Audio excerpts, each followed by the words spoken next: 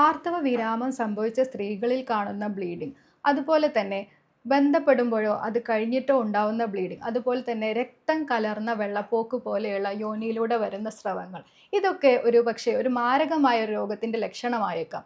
ഇന്ന് നമ്മൾ സംസാരിക്കുന്നത് ഗർഭാശയ മുഖ ക്യാൻസറിനെ കുറിച്ചാണ്, അഥവാ സെർവൈക്കൽ ക്യാൻസറിനെ കുറിച്ച്. ഞാൻ doctor Faliha Aslam, medicare homeopathy, Vaniyambalam.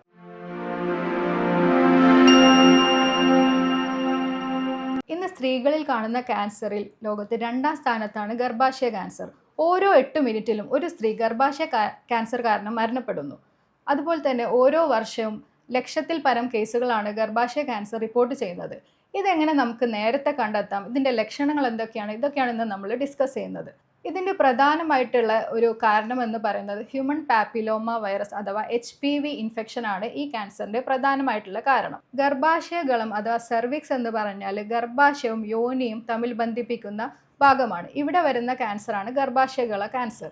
അപ്പോൾ ഇതിൻ്റെ ലക്ഷണങ്ങൾ എന്തൊക്കെയാണെന്ന് നോക്കുകയാണെങ്കിൽ നമ്മൾ പറഞ്ഞ് പ്രധാനമായിട്ടും ആർത്തവ വിരാമം സംഭവിച്ച സ്ത്രീകളിൽ കാണുന്ന ബ്ലീഡിങ്, ആർത്തവ വിരാമം സംഭവിച്ച് വർഷങ്ങൾ കഴിഞ്ഞിട്ടായിരിക്കാം ബ്ലീഡിങ് സ്റ്റാർട്ട് ചെയ്യുന്നത്. അപ്പോൾ ഇത് പ്രധാനമായിട്ടും നമ്മൾ നോട്ട് ചെയ്യാം. അതുപോലെ തന്നെ യോനിയിലൂടെ വരുന്ന അസാധാരണമായിട്ടുള്ള രക്തം കലർന്ന സ്രവങ്ങൾ, മഞ്ഞയോ അതോ രക്തത്തിൻ്റെ കളറിലോ ഉണ്ടാകുന്ന സ്രവങ്ങൾ, അതിനോടൊപ്പം രൂക്ഷഗന്ധമൊക്കെ ഉണ്ടാവുകയാണെങ്കിൽ തീർച്ചയായിട്ടും അത് ശ്രദ്ധിക്കണം. ആർത്തവ വിരാമത്തിന് ശേഷമുള്ള ബ്ലീഡിങ് പോലെ തന്നെ ഇൻ്റർമെൻസ്ട്രൽ ബ്ലീഡിങ് അഥവാ 2 മെൻസസിന് ഇടയിലുണ്ടാവുന്ന ബ്ലീഡിങ് അഥവാ നിർത്താതെയുള്ള ബ്ലീഡിങ്, സാധാരണ ഒരു 7 ദിവസമാവുന്ന സ്ത്രീകളിൽ ഒരു 10-15 ദിവസം വരെ നീണ്ടു നിൽക്കുന്ന ബ്ലീഡിങ്ങും ഒരു പക്ഷേ ഇതിൻ്റെ ലക്ഷണമായേക്കാം. അതുപോലെ തന്നെ ബന്ധപ്പെടുമ്പോഴോ അതിന് ശേഷമോ ഉണ്ടാവുന്ന ബ്ലീഡിങ് ഇതിൻ്റെ ഒരു ലക്ഷണമായേക്കാം. ഈ ക്യാൻസർ കുറച്ചും കൂടി അഡ്വാൻസ്ഡ് സ്റ്റേജിലൊക്കെ ആണെങ്കിൽ ഇത് മൂത്രാശയത്തെയോ അതോ മലാശയത്തെയോ ഒക്കെ പ്രസ് ചെയ്യുമ്പോൾ പ്രഷർ സിംറ്റംസ് എന്ന് പറയും.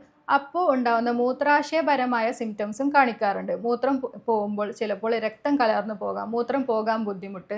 ചില കേസസിലൊക്കെ ഈ ക്യാൻസറിൻ്റെ വലിപ്പം കാരണം ഇത് മൂത്രാശയ ട്യൂബിനെ ബ്ലോക്ക് ചെയ്ത് മൂത്രം പോകാത്ത അവസ്ഥ വന്ന് നമ്മൾ ഹോസ്പിറ്റലിൽ പോകുമ്പോഴായിരിക്കാം ഇത് ഡയഗ്നോസ് ചെയ്യുന്നത്.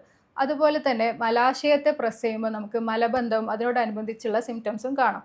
ഇനി ഇതിലും അഡ്വാൻസ്ഡ് ആയിട്ടുള്ള സ്റ്റേജിലാണ് നമ്മൾ ക്യാൻസറിൻ്റെ പ്രധാനമായും കാണിക്കുന്ന വെയിറ്റ് ലോസ്, അകാരണമായിട്ടുള്ള ഭാരത്തിൽ വരുന്ന കുറവ്, അതുപോലെ തന്നെ ക്ഷീണം, ഇതൊക്കെ സിംറ്റംസ് ആയിട്ട് കാണാറുണ്ട്.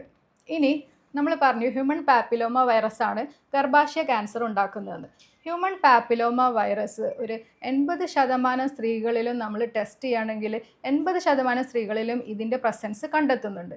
എന്നാൽ ഇത് നമ്മളുടെ എല്ലാ സ്ത്രീകളുടെയും ബോഡിയിൽ ഒരു സ്വയം പ്രതിരോധ ശേഷി ഉണ്ടാവും. ഈ സ്വയം പ്രതിരോധ ശേഷി ഈ വൈറസിനെതിരെ പ്രവർത്തിച്ച് ഇതിൻ്റെ നിർവീര്യമാക്കുന്നതാണ്. എന്നാൽ ഒരു 20% പേരിൽ ഈ ഹ്യൂമൻ പാപ്പിലോമ വൈറസ് ബോഡിയിൽ നശിപ്പിക്കപ്പെടാതെ ഇത് ബോഡി അതിനെതിരെ പ്രതിപ്രവർത്തനം ചെയ്യുമ്പോൾ ബോഡിയിലുള്ള സ്വാഭാവിക കോശങ്ങൾ, ഈ സെർവിക്സിലുള്ള സ്വാഭാവിക കോശങ്ങൾ രൂപാന്തരപ്പെട്ട് ഇത് ക്യാൻസറായിട്ട് മാറാറുണ്ട്. അങ്ങനെയാണ് ഇത് രോഗം വരുന്നത്. അപ്പോൾ ഇത് നമുക്ക് ഈ ഒരു പ്രോസസ്സ് നടക്കുന്നത് 10 മുതൽ 20 വർഷം വരെ ഉള്ള ഒരു കാലഘട്ടത്തിലാണ്. ഇത് ആർത്തവിരാമം സംഭവിച്ചിട്ടോ അതിനുശേഷം 1 ദിവസം 2 ദിവസം ഉണ്ടാവുന്ന ഒരു സംഭവമല്ല. 10-20 വർഷം ഇതിനൊരു പ്രീ ക്യാൻസറസ് സ്റ്റേജ് എന്ന് പറയുന്ന ഒരു ഘട്ടമുണ്ട്.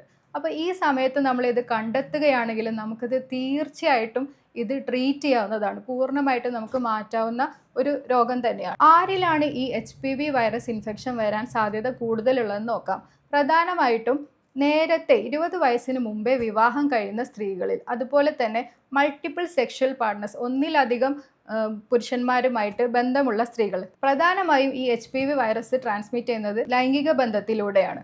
ഇപ്പോൾ നമ്മളിപ്പോൾ പറഞ്ഞ പോലെ ഒന്നിലധികം സെക്ഷൽ പാർട്ട്നേഴ്സ് ഉള്ളവരിൽ ഈ സാധ്യത, ക്യാൻസർ വരാനുള്ള സാധ്യത കൂടുതലാണ്. അതുപോലെ തന്നെ ലൈംഗിക രോഗങ്ങളായ STD, അതുപോലെ തന്നെ HIV, എയ്ഡ്സ് പോലെയുള്ള സിഫിലിസ് പോലെയുള്ള രോഗങ്ങളുള്ളവരിലും സ്വാഭാവിക പ്രതിരോധശേഷി അവർക്ക് കുറവായിരിക്കും. ഇവരിലും ഈ HPV വൈറസ് ഇൻഫെക്ഷന് സാധ്യതയുണ്ട്. ഇതിന് എന്തൊക്കെ ടെസ്റ്റുകളാണ് നമുക്ക് ചെയ്യാൻ പറ്റുക നോക്കാം. അപ്പോൾ ഓരോ 30 വയസ്സ് കഴിഞ്ഞ സ്ത്രീ, നമ്മൾ പറഞ്ഞു പ്രധാനമായിട്ട് ഇതിൻ്റെ സിംറ്റംസ് കാണിക്കുന്നത് 50 വയസ്സിന് ശേഷമോ അതല്ല ആർത്തവിരാമം സംഭവിച്ചിട്ടോ ആണ്. അപ്പോൾ നമ്മൾ ചെയ്യേണ്ടത് 30 വയസ്സ് കഴിഞ്ഞ ഓരോ സ്ത്രീയും, കാരണം ഈ സമയത്താണ് ഇവർ സെക്ഷലി ആക്റ്റീവ് ആയിരിക്കുന്നത്, ഈ സമയത്തായിരിക്കും ഇവർക്ക് ഇൻഫെക്ഷൻ വരാനുള്ള ചാൻസ് കൂടുതൽ. ഇനി ഈ HPV വൈറസ് നമുക്ക് നേരത്തെ ഡിറ്റക്റ്റ് ചെയ്യാമെന്ന് പറഞ്ഞു. ഇത് നമുക്ക് എങ്ങനെ കണ്ടുപിടിക്കാൻ നോക്കാം. 30 വയസ്സ് കഴിഞ്ഞ ഓരോ സ്ത്രീയും 3 വർഷത്തിലൊരിക്കൽ നിർബന്ധമായിട്ടും പാപ്സ്മിയർ ചെയ്യണം. ഈ പാപ്സ്മിയർ ചെയ്യുമ്പോൾ നമുക്ക് ഇതിൻ്റെ പ്രസൻസ് ഡിറ്റക്റ്റ് ചെയ്യാവുന്നതാണ്. അതുപോലെ തന്നെ മറ്റൊരു ടെസ്റ്റാണ് HPV വൈറസ് DNA ടെസ്റ്റ്. ഇത് നമ്മൾ 5 വർഷത്തിലൊരിക്കൽ ചെയ്താൽ മതിയാവും. അപ്പോൾ ഈ ഗർഭാശയ ക്യാൻസർ നമുക്ക് തീർച്ചയായിട്ടും നേരത്തെ കണ്ടെത്തുകയാണെങ്കിൽ, യഥാസമയത്ത് ചികിത്സ നേടുകയാണെങ്കിൽ നമുക്കിത് തീർച്ചയായിട്ടും ട്രീറ്റ് ചെയ്യാവുന്ന ഒരു ക്യാൻസർ തന്നെയാണ്. അതുപോലെ തന്നെ നമ്മളിത് നേരത്തെ കണ്ടെത്തുകയും വ്യക്തമായ ജീവിതശൈലി ക്രമീകരണത്തിലൂടെയും ഒരു പരിധിവരെ നമുക്ക് ഈ ക്യാൻസറിനെതിരെ പ്രവർത്തിക്കാവുന്നതാണ്. ഇനി ഇതിലേതെങ്കിലും ലക്ഷണം നിങ്ങളിൽ ഉണ്ടെങ്കിൽ തീർച്ചയായിട്ടും നിങ്ങളിത് ടെസ്റ്റ് ചെയ്യുക, പാപ്സ്മിയർ ചെയ്യുക. ഇത് നമുക്ക് നേരത്തെ കണ്ടെത്തി ചികിത്സിക്കാവുന്നതാണ്. ഇതുമായിട്ട് ബന്ധപ്പെട്ട നിങ്ങളുടെ സംശയങ്ങൾ നിങ്ങൾക്ക് തീർച്ചയായിട്ടും കമൻറ്റ് ചെയ്യാവുന്നതാണ്. അതുപോലെ തന്നെ താഴെയുള്ള നമ്പറിൽ നിങ്ങൾക്ക് എന്നെ കോൺടാക്ട് ചെയ്യാവുന്നതാണ്. മറ്റൊരു ഹെൽത്ത് ടോപ്പിക്കുമായി നമുക്ക് വീണ്ടും കാണാം. നന്ദി, നമസ്കാരം.